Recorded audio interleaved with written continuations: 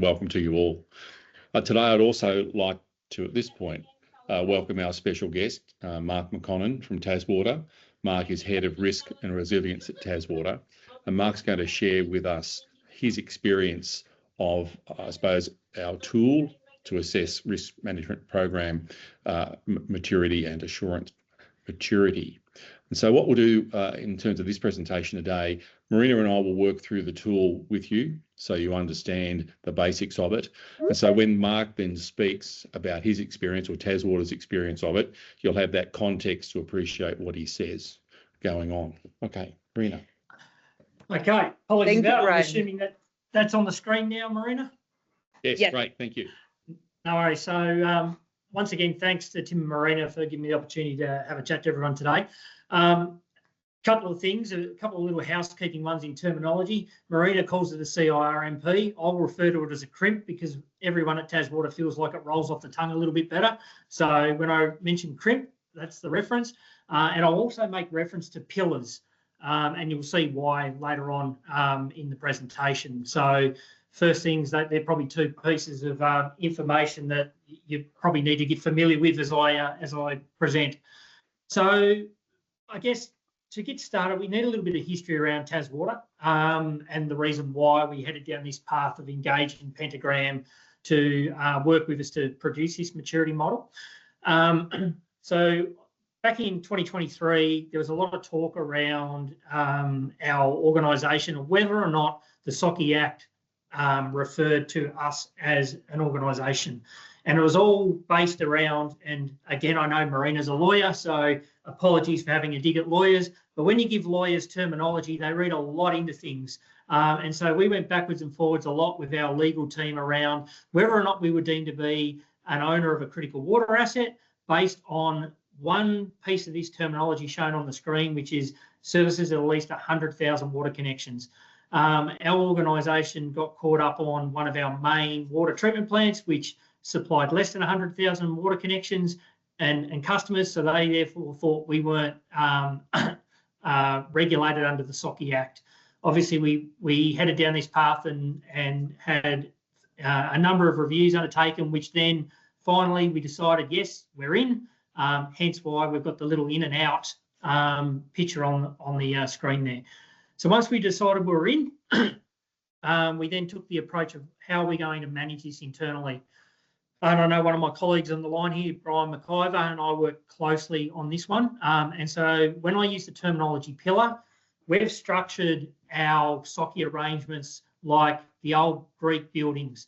We've got the CRIMP as our capstone document, and as it says there, that will reference, that's the overarching document that we operate under, and then that'll reference our 6 pillars. Obviously, when it was first structured, it was 5, but we've created data storage as a separate pillar and separated it from cybersecurity. So those 6 pillars sitting underneath there, they have all the risk management activities and records associated with them in those pillars. And within our organisation, we have individuals responsible for those pillars. So a perfect example of that is the natural hazards pillar belongs to my team in risk and resilience, whereas the cybersecurity component belongs to digital and technology. So we've got true accountability within our organisation of the parties that are responsible for managing the pillars associated with the CIRMP. Now, underneath that, we have a pretty mature incident emergency management system, and therefore those pillars and how we manage those pillars are built on, or the platform that they sit on is our incident emergency management system. So that's there for the mitigation and response to any, I guess, breaches to those particular pillars. Again, just a sample of the PPRR model, which we operate out under. Obviously, prevention, preparedness, response, recovery would certainly be familiar to a number of people out there. Basically, what we're saying there is through our elements, the green segments are the prevention and preparedness. So associated with SOCI, you've got basically the security risk controls are listed and what to do and how you work. In the SOCI CRIMP context, this is about eliminating or minimising the material risks. The other, obviously, being the red and the amber segments, are pretty well our EMIS foundation. on which those pillars stand. So they are there pretty much to mitigate part of SOCI, all hazards approach to respond and recover. So that's where we got to in our initial stages. Oh, sorry, apologies. And then our security risk management is operated under a number of, I guess, key components within our organisation that already exist. We've got in our enterprise risk management policy and framework. We've obviously got AS 3100, and then obviously we've got a number of the context for the treatment in our 6 pillars. Again, that was our initial structure on how we established our SOCI requirements and framework when we finally made the decision that we were under that legislation. So we had 2 years of that. Obviously, we've just gone through our 2nd year of our annual report. Talking to the board, because it was very new to us and new to the board, there was always this little bit of apprehension from the board when we got to attestation time, because we put some, I guess, some pretty good governance mechanisms in place to ensure that we were meeting our obligations. But at the end of the day, it was the board taking on board what I was saying and showing them what we believe to be, you know, a pretty basic governance framework for them to make those decisions. Now, as we were talking to the board, they started to think, well, it'd be really good if we had some more confidence at attestation time for us to then basically put our stamp of approval on it and flow through the process a lot quicker.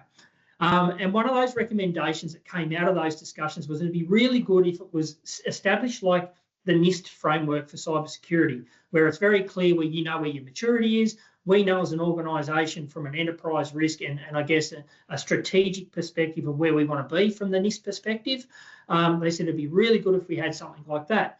So again, back within our own group here, we started thinking about it. I thought, well, that is a really good idea.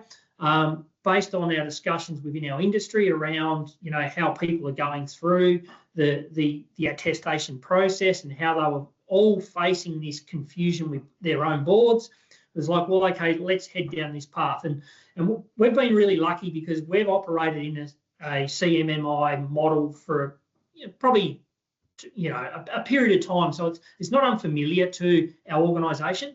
So that's when we reached out to Pentagram and said, look, we've got this idea. Lucky for us, Pentagram had a similar idea. So we took this collaborative approach around, okay, we want to tailor it to our requirements.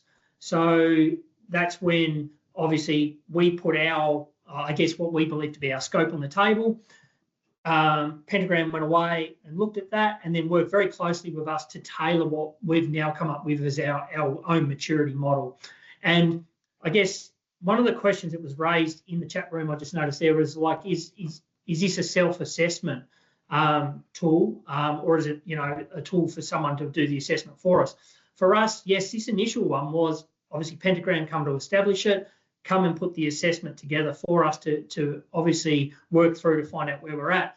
But now the advantage for us is we can go back and we actually have it in our governance framework now that we will do a check prior to annual reporting where we will structure through everything that we've gone through for the last 12 months and then do a refresh of where we're at. So it's a great tool that we can use moving forward and it's very simple to use so that if myself or my colleagues depart the business, someone can come straight in and pick up from where we've left off.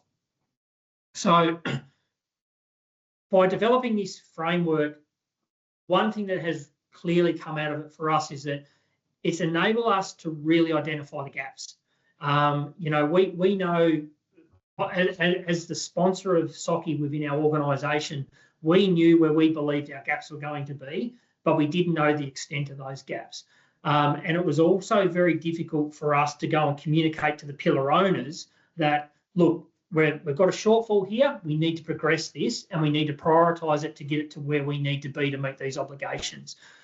By running this tool, understanding the gaps and then having a clear assessment rating at the end of it, it gives really good evidence then to go back and say, okay, we need to commit resources, we need to commit funding, and we need to commit our focus on these particular gaps to increase our maturity. That has become very valuable to us moving through this last phase of attestation and submission of our annual report, because we'd obviously presented this to our board and said, well, look, this is where we've got to focus moving into the next 12 months. And therefore, we've got that support from the board. And therefore, when we have what I'd class as excuses, arguments coming back saying we can't achieve this, we know that we have the full support from the exec leadership team and the board to progress this to get to our maturity. Because at the back end of this, we have made a commitment that we want our maturity to be at a particular level across the board in the next 12 months. That's been signed off, that's been reviewed. That's now the focus for us moving forward. I'll actually just skip over this slide. This slide is around those maturity assessment categories that Marina and Tim presented earlier.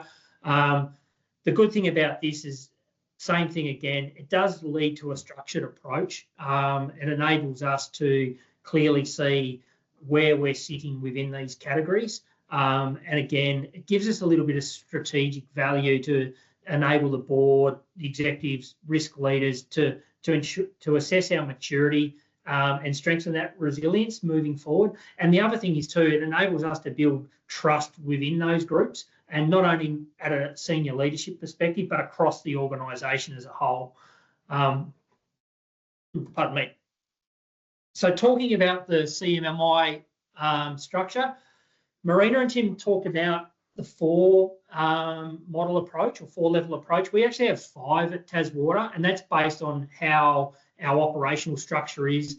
And again, it's been customised because we are familiar with the current model. So we've tailored this for our organisation, and that's the good thing about, I guess, the establishment of a structure like this, is that you can go through your organisation, you can have a look at it, and you can say, okay, 4-level maturity model works for us. We can move into that space and try to implement within the organisation. For us, though, we felt 5 was the best structure, and hence why we've headed down that path.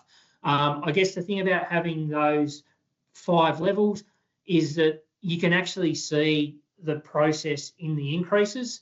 You've got consistency, you can see where you're putting your investment. And for us, again, it's just a nice, clear way to show the organisation our security maturity, but also it also gets us to measure security culture, which has also been I guess, one of the weaker components within our organisation. So there is real value in this arrangement. But I guess from a reporting perspective, when you are trying to give assurance to the board, it is a very clear and concise mechanism to put a maturity rating in front of them, and then you've got all the components in the background to justify where your rating's at. So if they want to dive deeper into why you're at this particular level, you've got that assessment to bring forward in a very clear and concise way to back up your heat map as such. So I guess in closing for us is for me to share with everyone before closing is how we went about doing it, because I guess this is a key one too, is by establishing this model, obviously Pentagram needed to understand our organisation, and to do that you need to embed yourself within the organisation. So there was a lot of one-on-one, face-to-face contact with our pillar owners and the relevant key stakeholders to get an appreciation of, 1, their understanding of SOCI, 2, the security culture within our organisation, but more importantly, getting an understanding of where the key components of the maturity increase is occurring within those pillars. So that engagement with those individuals certainly assisted Pentagram in understanding how our business ticks and making it a little bit easier for them to join the dots, basically, to understand where our maturity is in this current environment, in particular against those 59 obligations. Like, obviously it's a huge amount of work to try and align these things and match them up, but getting an understanding of the experience and where these pillar owners sit and their documentation around their pillar documents are certainly help them formulate this model for us. the assessment outcomes, again, like I was saying, on the back of that, now working with those pillars owners, we can actually help them and assist them to get that maturity achievement that we're aiming for moving forward.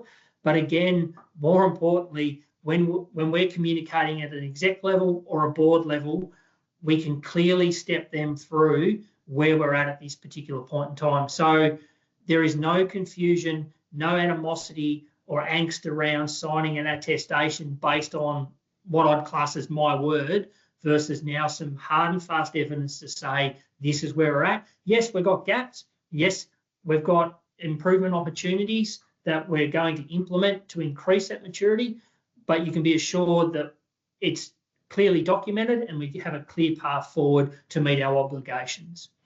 So in conclusion, I would say that if anyone is struggling with that communication to their board, this is a very good mechanism to implement within your organisation to clearly show to them where you are at and where you want to be into the future. Like I mentioned at the start, we finished this work before our board had to sign off on the annual report just last week. For me to present it to them and for them to clearly see the work that we had done as an organisation and put their mind at ease that we now have a template and a reporting mechanism that will make it easier for them to see where we're at, not only at the 6-month progress, but at the end of the reporting year, where they now can be confident that once we come to them, this is the heat map, this is where we're at, but this is the areas we need to improve, but we've met our requirements as per Department of Home Affairs. So if you are thinking about it, certainly myself, my team, certainly here to answer any questions. If you've got any burning desire to head down this path, we're more than happy to provide our feedback and how we went about it and the benefits that we've certainly seen from it. So that's me. Thank you, Mark. That was great. Thank you, Mark. Let's open the floor for questions. Please feel free to turn on your mic if you have any questions or type it in the chat box. Maybe while we're waiting for a question, on Mark's last slide there, you'll see their heat map on the left of the diagram. And you'll notice the personnel and supply chain scores are low relative to the rest, and in fact, in an absolute sense, low. That is typical. Certainly Home Affairs, Hamish Hansford and his team have reflected this since November last year, that many SOCI entities are struggling with the supply chain and personnel security components. And from the work we do, we see that borne out in the reality of clients, not just in the performance against them, but the actual understanding of them. And again, as I understand it, and if there's anyone from Home Affairs on the line, I think they might want to respond. But people are basically saying we still don't quite understand what a critical worker is and how to identify critical workers. Mark, did you have anything you wanted to reflect on from your experience on that particular point? Yeah, so obviously, as our heat map shows there, personnel security and supply chain have been the two areas of improvement that we've got to focus on. But yeah, I think certainly from a supply chain perspective,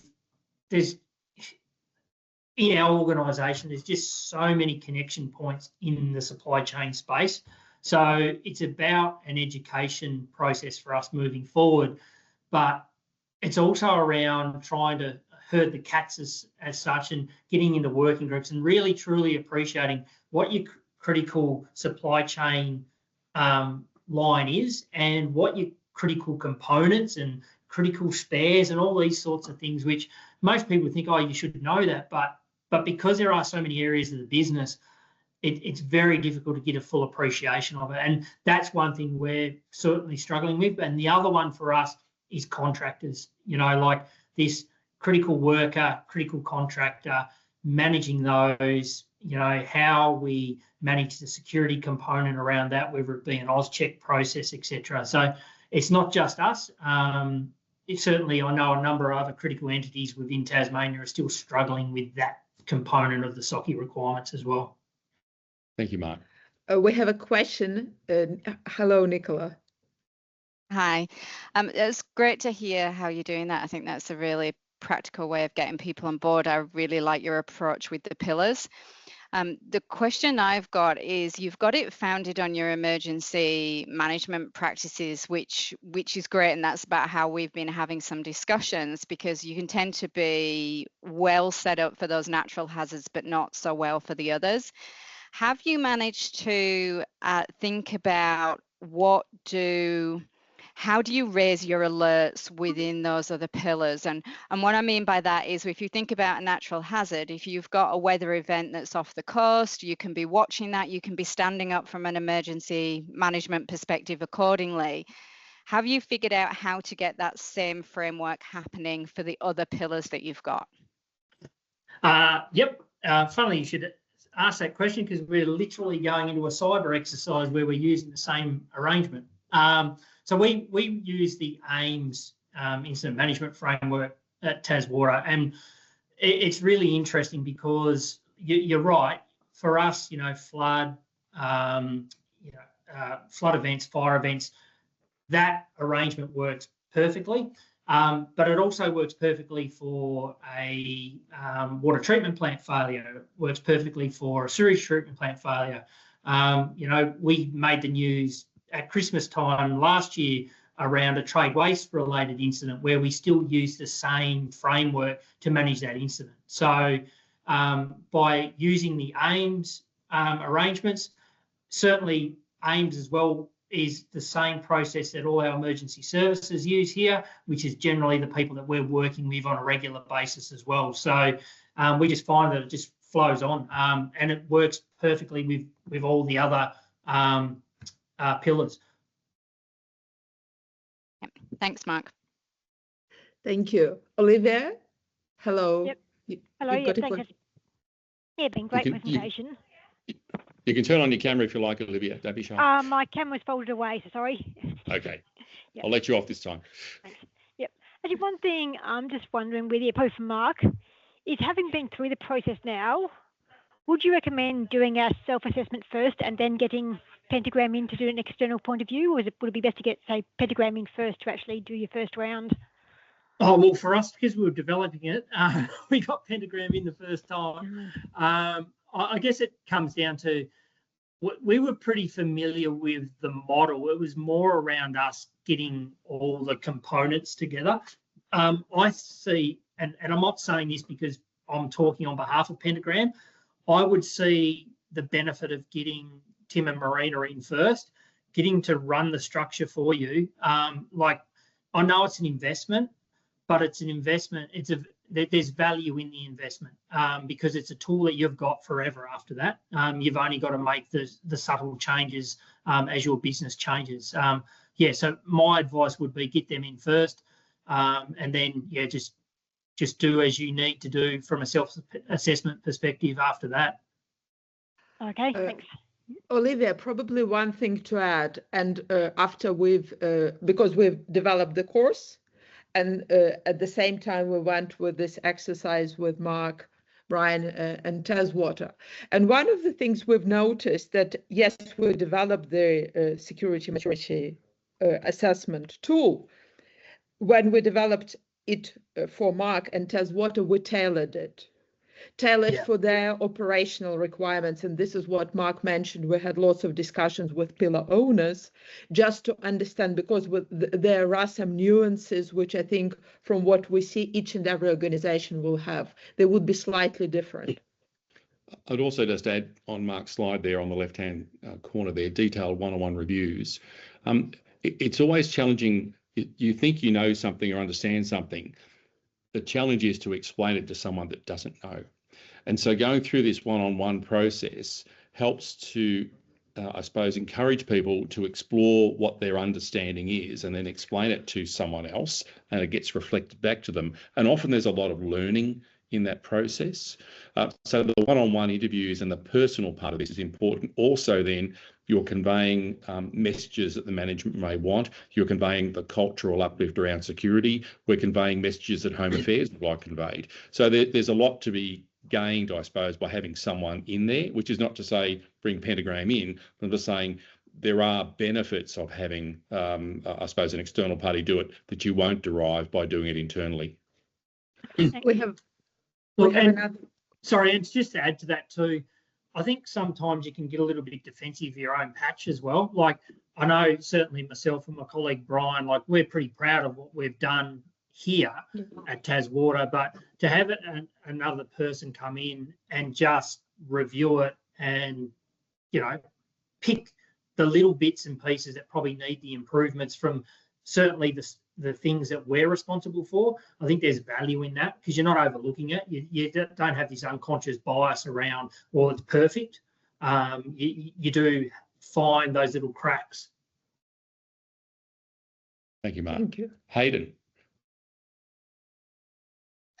Hey, Mark, thank you. Good prezzo. Really enjoyed it. Probably a good segue when you were just talking about defensiveness and bias there. And I know you touched on it a little bit throughout your presentation, but I'm just sort of curious about that very first board report and attestation.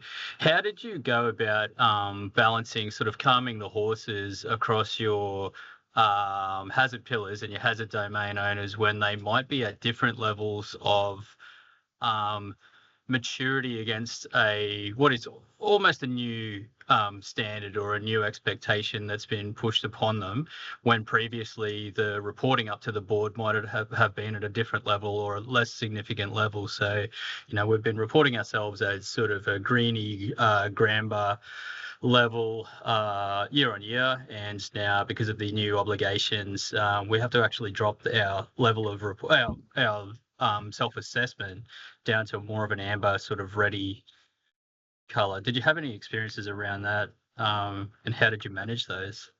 I guess the biggest issue we had initially was the pillar owners, not so much cyber, because cyber, they were pretty regulated anyway, so they were pretty easy for us. But the other pillar owners, it was all fairly new, and so to take them out of their BAU and then turn around and say, guess what, you're responsible for A, B, C, and although we don't have a time limit on it, we have to keep making progress and, you know, ensure that we're improving every year over this. And certainly in some of the spaces like physical security, where you've got significant capital investment, it was a significant shock to a lot of people.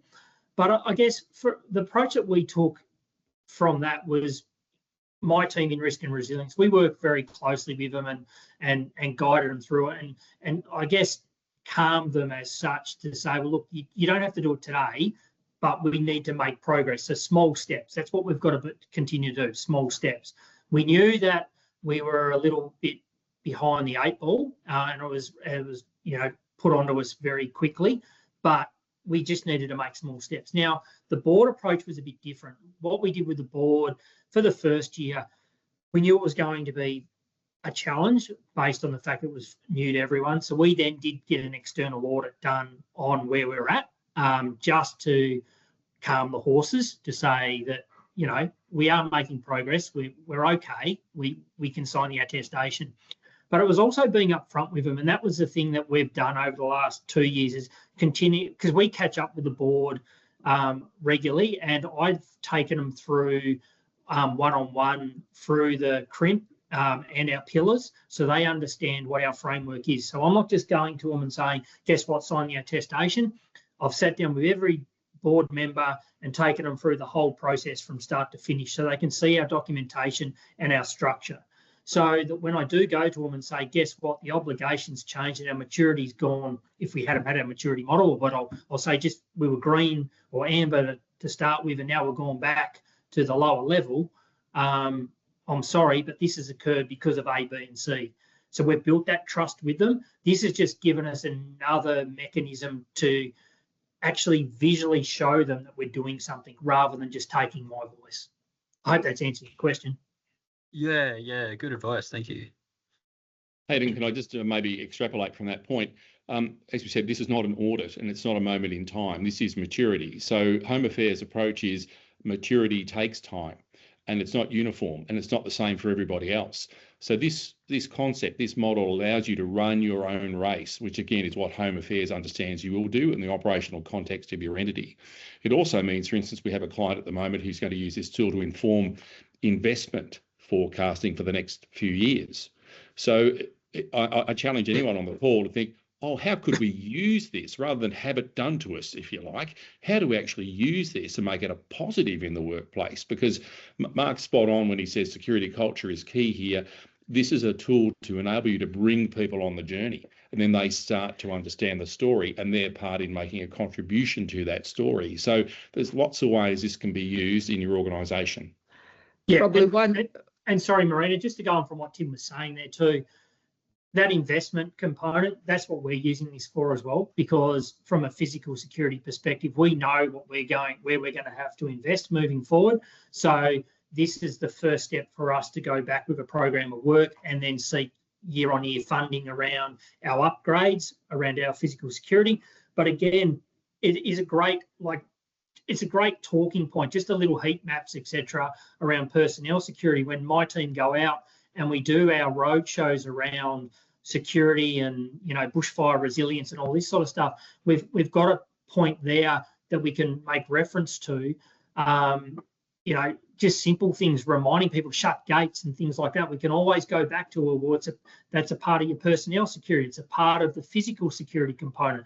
Everything in this is linked to us upskilling and enhancing our security culture, which is not great at the moment, and it's certainly a key focus for us moving forward. And in closing, if anyone's got any questions, by all means, Marina's got my contact details. Just shoot us an email, and as I said, myself or Brian or our other colleague Ashton are more than happy to help out. Thank you, Mark. you. And we recognise TasWater's generosity in sharing their time and effort in that regard. And I would say for us, this has been an unusual workshop. We haven't really had a client come on and talk about, I suppose, work we've done for them and the benefits or otherwise perhaps they've received. So we really appreciate, Mark, you're being so candid and open about TasWater's journey and how you found the tool, but also sharing that with everyone else, I think is just fantastic. Thank you. No worries, my pleasure. Thanks all. Thank you all.